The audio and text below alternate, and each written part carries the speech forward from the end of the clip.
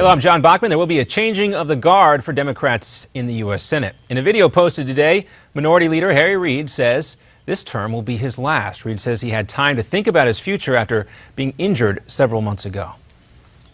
We've got to be more concerned about the country, the Senate, the state of Nevada than us. And as a result of that, I'm not going to run for re-election.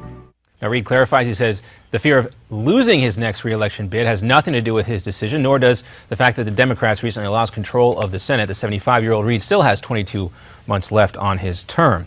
This comes just hours after Senate Republicans passed a balanced budget plan early this morning. It calls for shrinking projected federal deficits by more than $5 trillion over the next 10 years. And it's also similar to the plan that was passed by the House earlier this week. The next step will be negotiations on a compromised budget starting sometime in mid-April. And no new worries today about nuclear arms race in the Middle East. Harvard law professor Alan Dershowitz on Newsmax TV just a few moments ago says what appears to be going on is exactly that. And if a deal is cut with Iran on its nuclear program, just hold on. This is the end of non-proliferation, and it's all Barack Obama's fault, the man who I voted for. Well, Secretary of State John Kerry is in Switzerland now for more talks on Iran's nuclear program. The deadline for a possible deal is next week.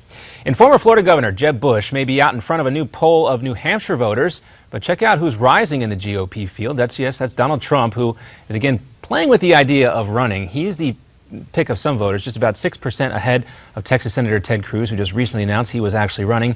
Also, he's just a point behind Rand Paul, and he tops the already announced candidate, as we mentioned, Ted Cruz. But also, he's ahead of big names like Chris Christie, Dr. Ben Carson, and Marco Rubio as well.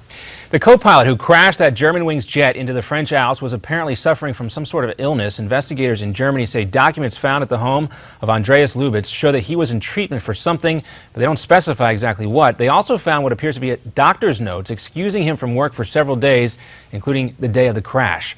Search crews continue to fly into the mountains and go through the wreckage where 150 people were killed. And the countdown continues to a historic mission to the International Space Station. NASA astronaut Scott Kelly will be among the crew lifting off from Kazakhstan later this afternoon. He and a Russian will spend 1 year in space.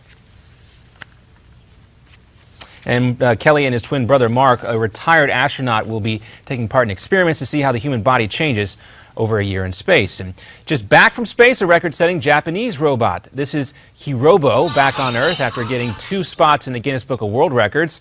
One for being the first ever companion robot in space, the others for having the conversation at the highest altitude ever for a robot, which happens to be 250 miles over Earth. Another Newsmax Now update coming up for you in 30 minutes.